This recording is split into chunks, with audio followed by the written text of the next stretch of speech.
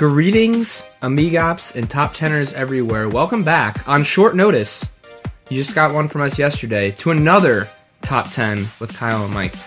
We have some breaking news. Your co-host Mike and I will be hosting an emergency pod based on the impending commencement of the 2018 MLB Playoffs. We both know what this topic's going to be. We're going to be discussing which teams you should be following, whether you're a baseball fan or not, whether you have a team in this race or not. We're just going to talk who made the playoffs, and it's 10, coincidentally enough.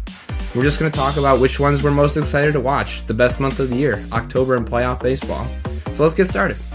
All right, wonderful, Kyle. So as Kyle said, I do know the topic this week, talking a little baseball.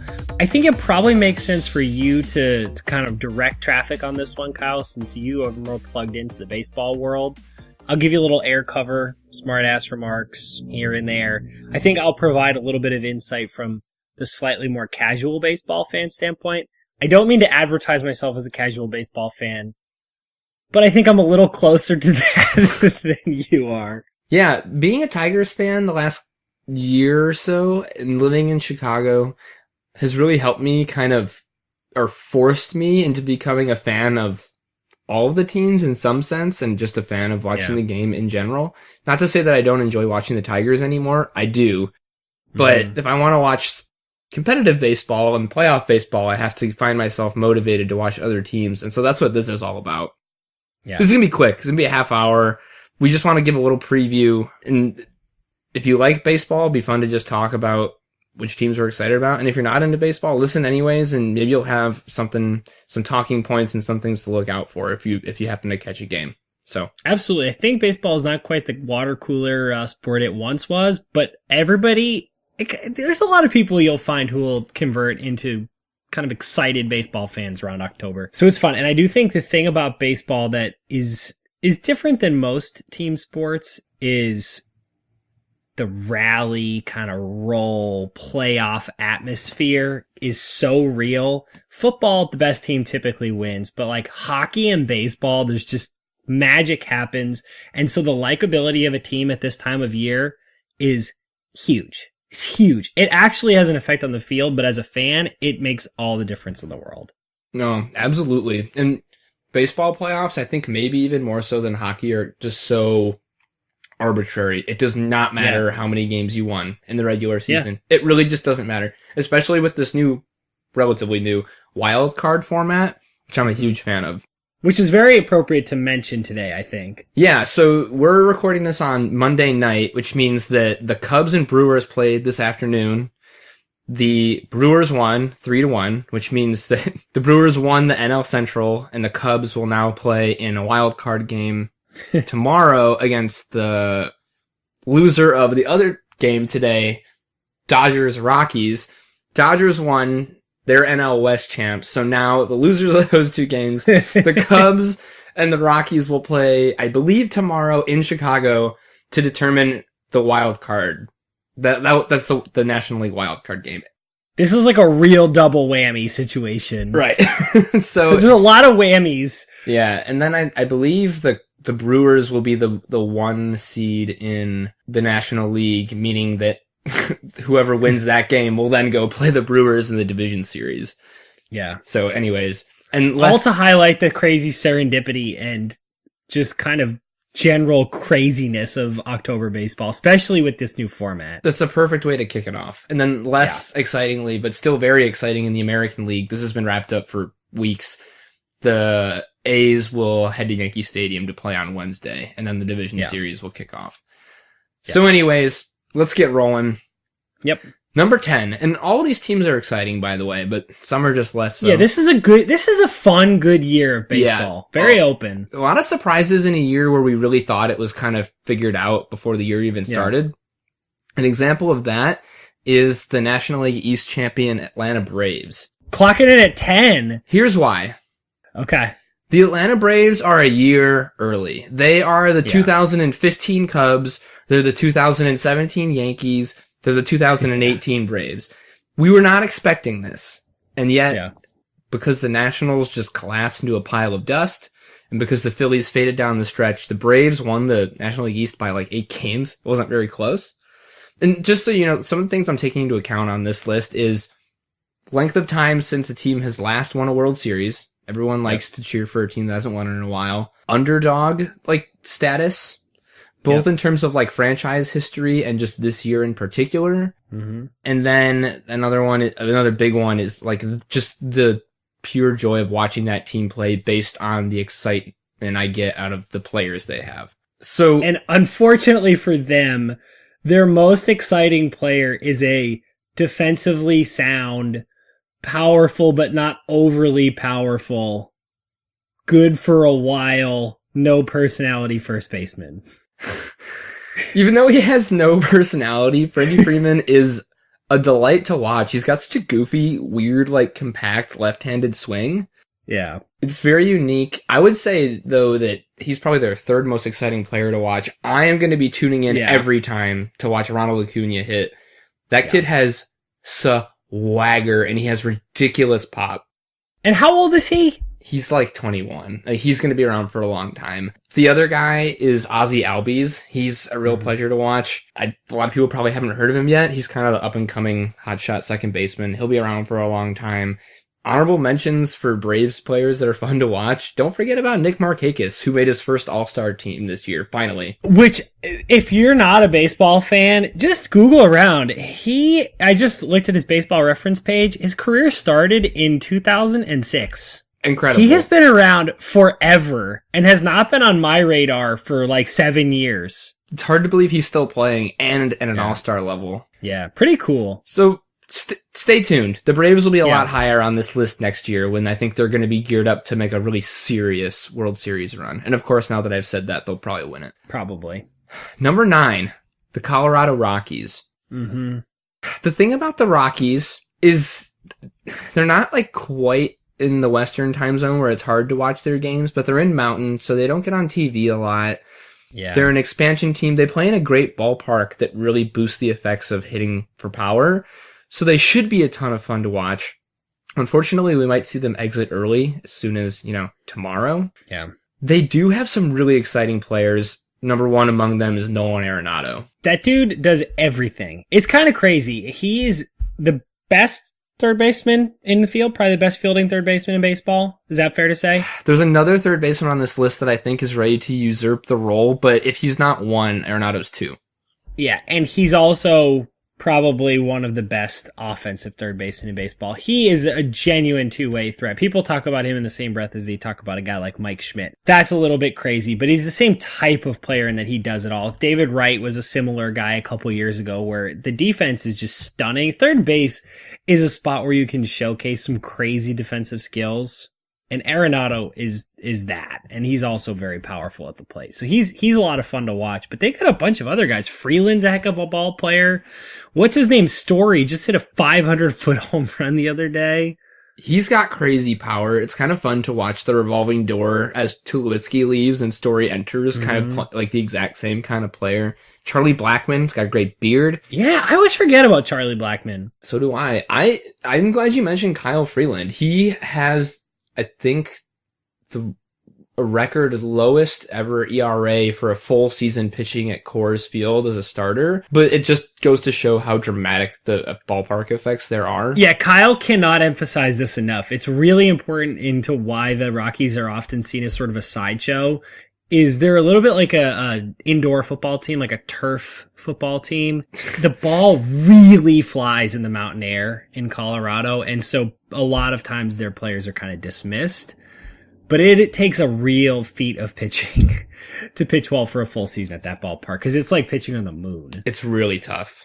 It's worth noting that they've never won a World Series. They are an expansion team.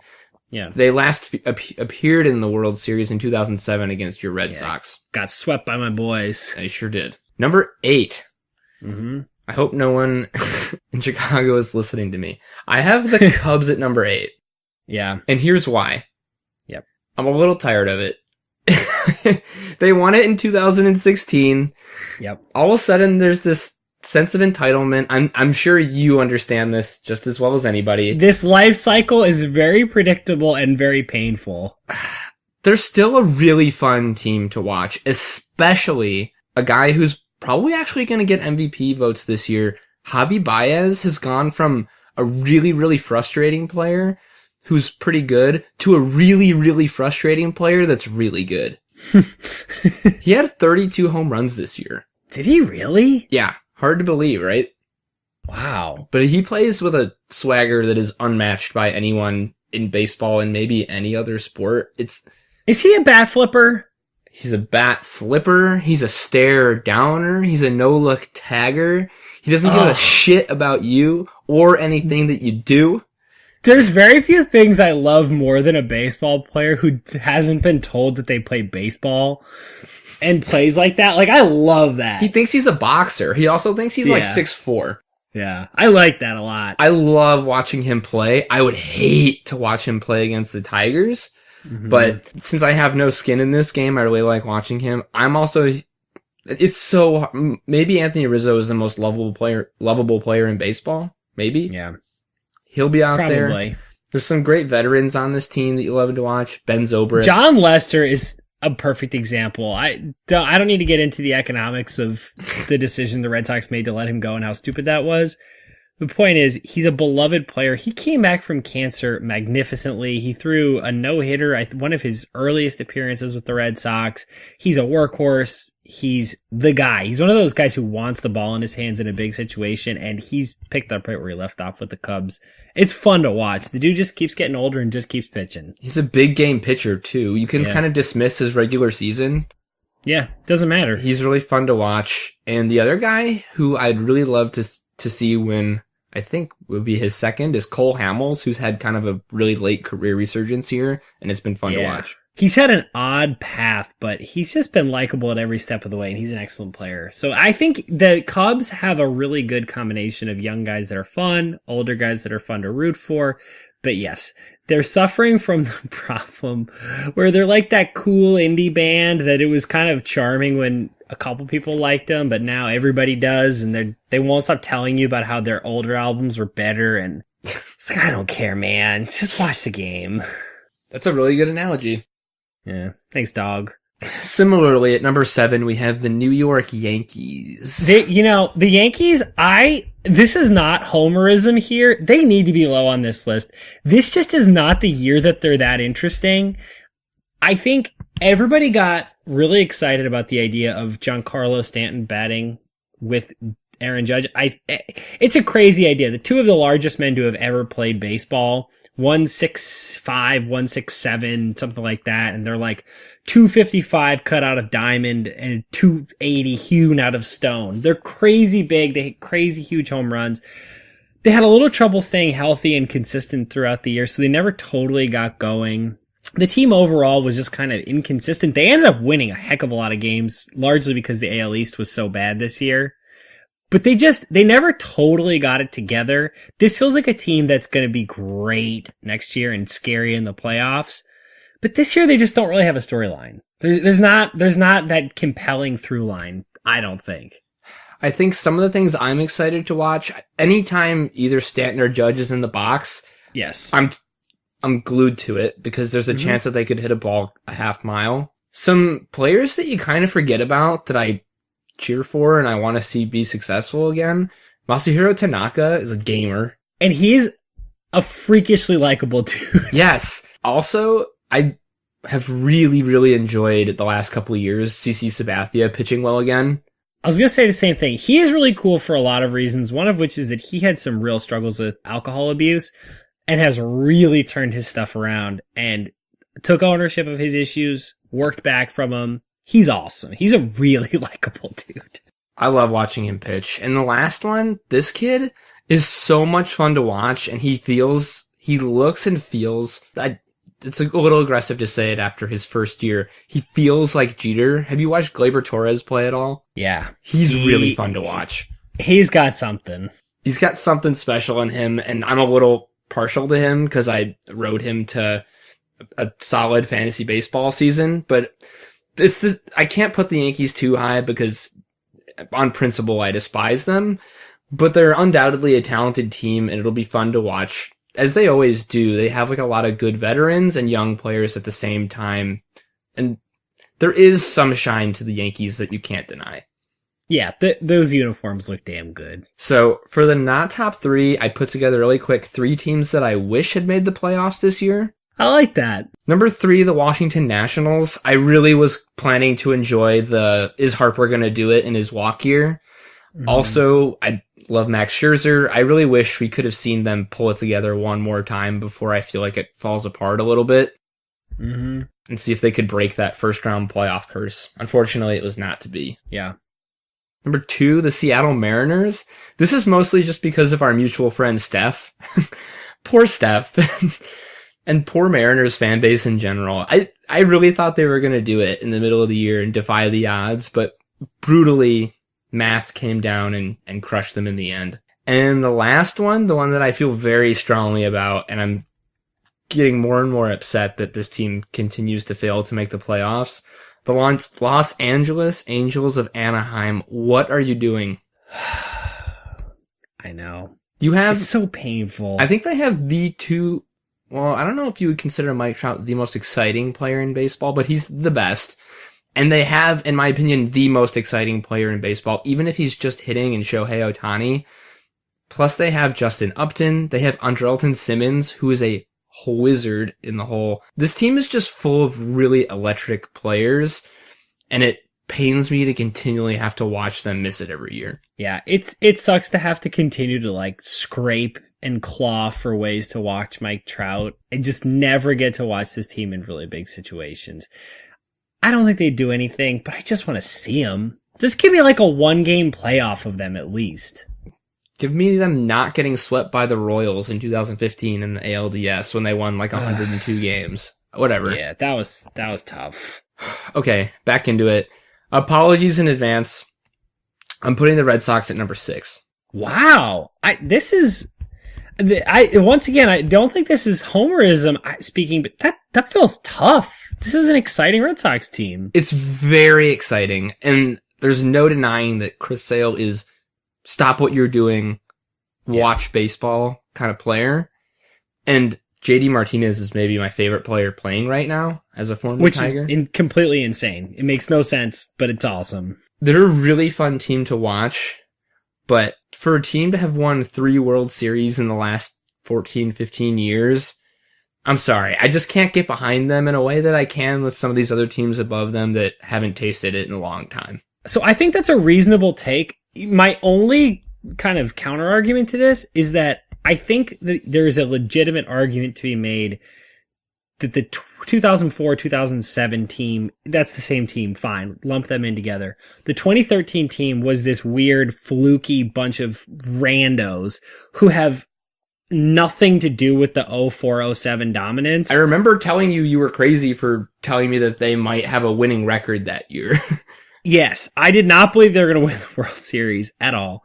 But they have nothing to do with that early run, and they also have nothing to do with this team. There's basically nobody from that team. Xander Bogaerts, Dustin Pedroia nominally. Like, it's just, there's not that much carryover. Yeah. So when I look at this team, I don't think of them as, yes, they got the same laundry, but I don't think of them as the same team. So I don't feel as impeded by that. And I look at this team top to bottom for the first time in several years. Talent and likability and a little bit of pizzazz. It's very odd for me as a Red Sox fan to go back to a place of really liking my team. That's a fair point. And I trust your judgment on this better than my own, since you're obviously more intimately familiar with this team. It's a good point. I hadn't really thought about the turnover. Unfortunately, it doesn't really matter to me because I've never seen my team win a World Series, but I totally get it. Yeah, very reasonable. But I think were we invested in trying to reorder this list aggressively, I would probably push for them a little higher. I think that's fair. Number 5, then, I have the Houston Astros. I have them this high in combination of they've got some very exciting players, and I think there's a certain appeal to seeing if a team can go back to back. I think there's really some magic in that pursuit. Yep. Because it's so incredibly difficult to do in any sport, but I think particularly in baseball. Yeah. On top of that, they have Jose Altuve, who is a walking contradiction. Yeah. He makes no sense. And it doesn't matter what you like about sports, how tall you are, you have to find him compelling. I defy anyone to watch Jose Altuve play baseball without a smile on their face. How tall is he listed as? I think he's listed at like 5'9". Okay, and if he's having a tall day, he's 5'6". He's like legitimately like 5'5" or 5'6". Yeah. He's like watching Amir Khan in Backyard Baseball. He's like the younger brother. Not even Ahmed Khan. Not even Ahmed. He's Wow. the younger brother who wants to come play with the older kids. But the thing is, he dominates the older kid. This guy is a hero. He's an MVP winner, a World Series champion. He can do it all. You would think with his height he wouldn't be able to steal bases, like maybe even less so than you'd think he'd be able to hit home runs. And yet he does both. His strides are so short, but he moves. He's an enigma and an anomaly, and we're really blessed to watch him play. It also means a lot to a guy like me who's, on the shorter side. Yeah, agreed. But on top of that, probably I said JD Martinez is my favorite player, but really in my heart, Justin Verlander will always be there for me. And I would love to see him win another World Series and bolster his Hall of Fame chances. I think he's pretty close to a lock right now, but he's close, but this would be huge. This second act in his career has been really impactful, and winning a World Series would, I think, be the bow. Put a bow on top of it. But I just want a quick plug for Justin Verlander. So if you aren't a huge baseball fan and you just want a little dose of a nice couple doing nice things, there was a good article. I think, Kyle, I sent it to you a little while back. So Justin Verlander is married to and expecting a child with Kate Upton. And, I think the easy conclusion is that they're sort of a tabloid couple.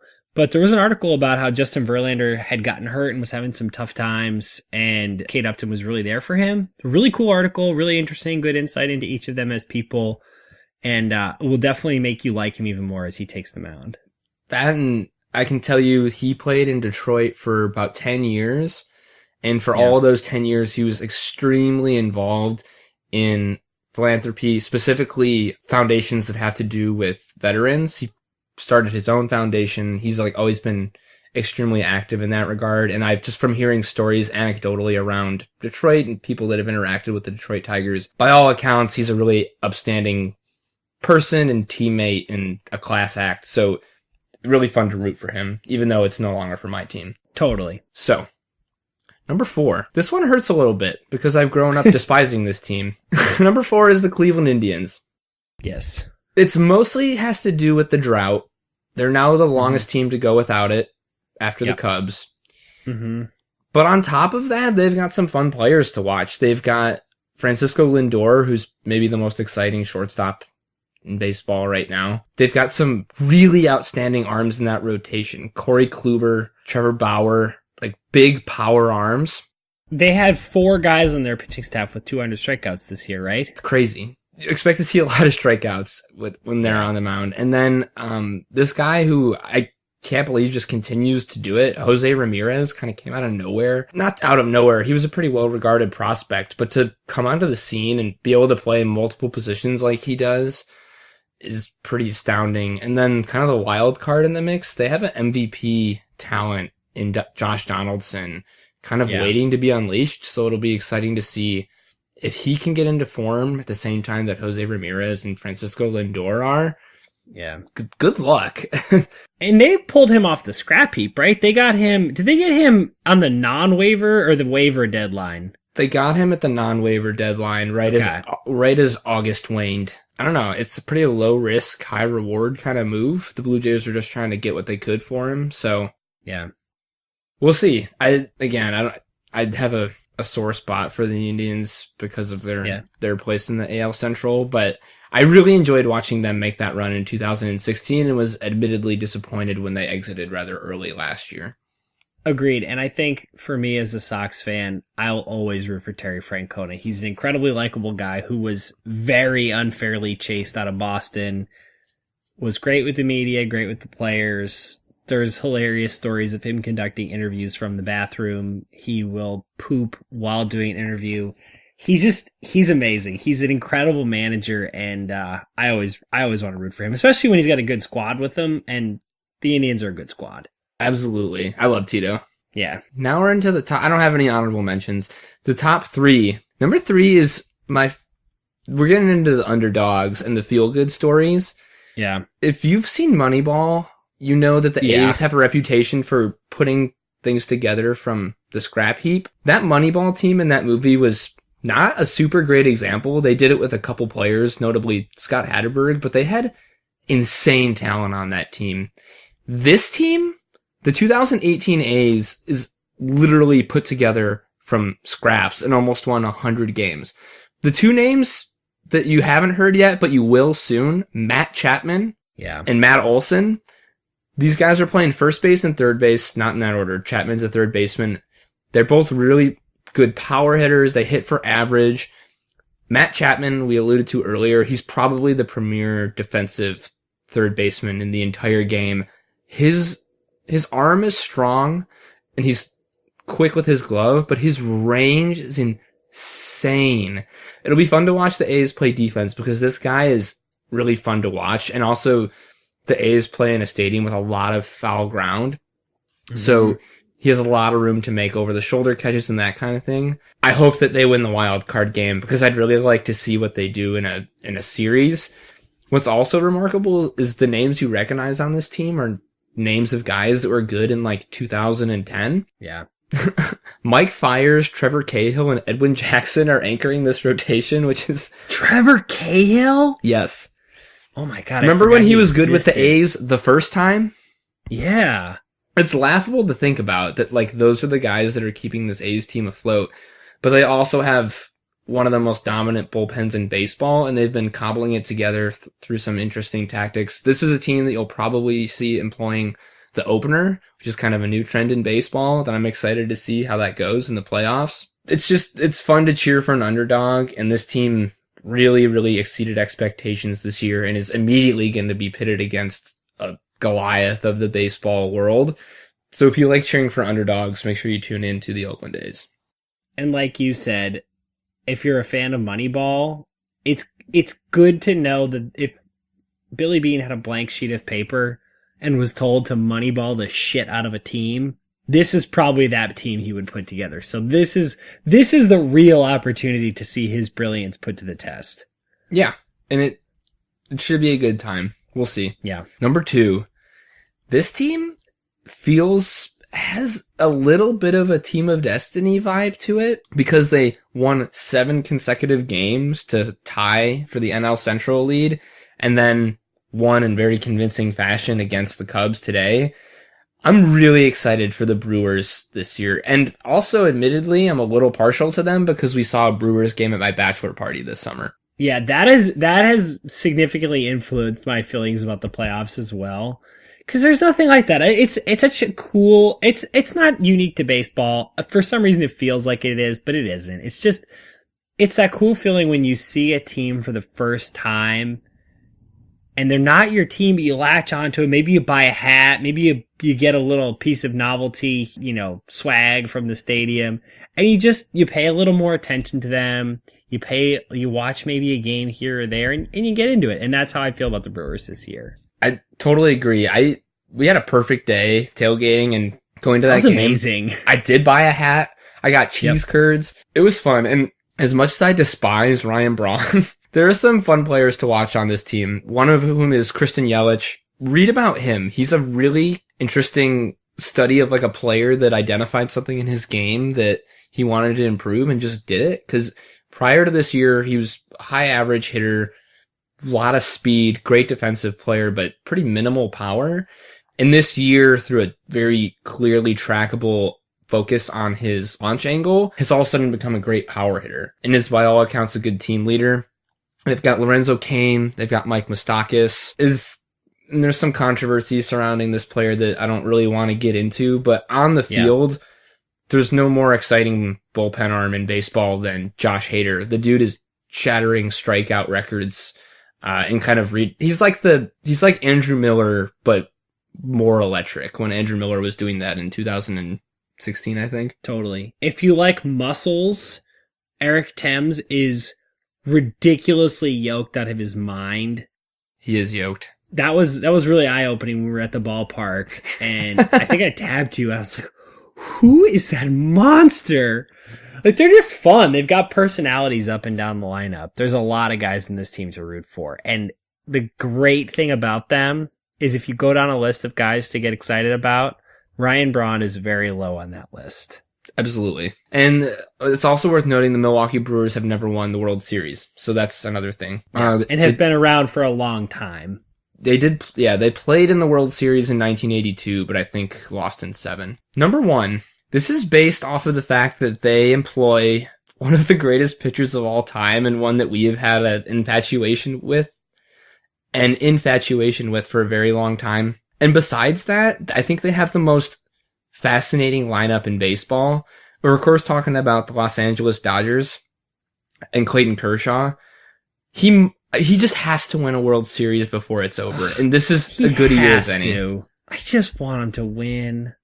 I just want it. I want it too badly. Like, I know when you want something this badly, it's just not going to happen. He's one of those guys who it's impossible. It is impossible to root against him. And he has had such a string of shit luck and, yes, bad performances in the playoffs. And it's just time to get that monkey off his back. He deserves a World Series. It's time. It's time. And then if you look at the players around him, they have Tormund Greatmane, a.k.a. Jacob Turner. Or it's not really Jacob Turner. It's Justin Turner. Justin Turner. They have Cody Bellinger, who hit a mammoth shot today in their game. He's such a goofy, like, weird, tall. He hasn't quite filled out yet, and he's really fun to watch. He has a crazy swing. Like, it's just watching him in the home run derby. It's like an elastic band that just snaps. I would characterize his swing as irresponsible. Like, yes, it's like some asshole in the backyard hitting people with a wiffle ball bat. Irresponsible. The bat that's like way too long for them. Yeah. He's like Tony Del Vecchio. Yeah. He's fun to watch. Manny Machado is like, regardless of how bad he is at shortstop, like, yeah, he's an exciting player. Max Muncy out of nowhere is fun to watch. Matt Kemp is having a pretty good year. Crazy. If you're not a baseball fan, he used to date Rihanna. Yeah. It's like the strangest thing that he's good now. I don't know how he's good now. It's very weird, and I like it though. Like, I'm into this Matt Kemp thing. I've always liked Matt Kemp. I'm into it. I like it because I'm still really butthurt about the 2014 National League MVP, which criminally, and it looks much worse now, went to Ryan Braun. Oh my god, it makes me so mad. That was the year that Matt Kemp hit 40 home runs and stole 39 bases and was a steal away from joining the 40-40 club, which has been done like twice in baseball history. I can't believe how terrible that looks now. But anyways. And Ryan Braun was allegedly steroiding his way to an inferior season. So. And then the last note, people forget about him because he went through a couple of slumps, but this guy not that long ago was the talk of baseball and is quietly having a really good resurgent year and is fitting in and filling a really cool niche in LA. Yasiel Puig is a real delight to watch. Totally. Yeah, he plays baseball like a complete psycho, and it's fun to see him finding his place on a team. It's a testament to their good management, good coaching, that they're not trying to force a square peg into a round hole. They're finding a spot for him. Agreed. And I have it on good authority that, unfortunately, it sounds like Dodgers fans aren't as rabid about this team as they should be. But regardless, I find myself in the strange position of really actively rooting for the Dodgers to win the World Series. And it's weird because my family history, I have a lot of people, well, my mom's family are strong Mets and Angels fans, both of which have a strong reason to hate the Dodgers. So it feels weird, but I would really like to see them win one. But honestly, it doesn't fucking matter. October is the best month of the year in a lot of ways, and this is a huge part of it. I'm never happier than on a Friday at the beginning of MLB playoffs when there are 4 games consecutively. I love playoff baseball. As we speak on this October 1st, There is nothing better than October. I don't know. I know that you're in Chicago, and I know we're probably on slightly different schedules, but damn, it is beautiful out.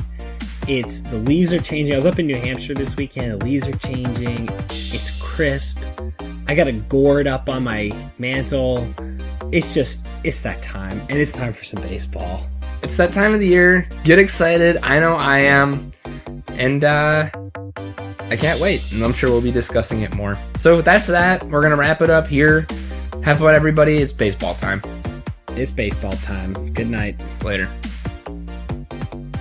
Alrighty, friends.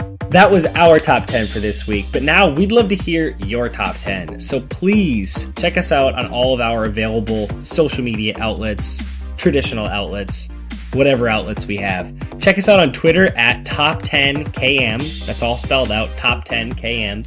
Our email, top10km, spelled the same way, at gmail.com, or our site, top10km.podbean.com. All forms of communication accepted, except for serial killer notes. Please don't send us any of those. If you like the pod, be sure to subscribe wherever you get your podcasts so you never have to miss an episode of Top 10 ever again. If you didn't like it, please tell us why. We'll try to make the show better. Our theme music was composed by Kevin MacLeod, and our artwork was created by Erin Sant. You can check out her stuff at Sant Design on Instagram. Alrighty, goons. We'll see you next week.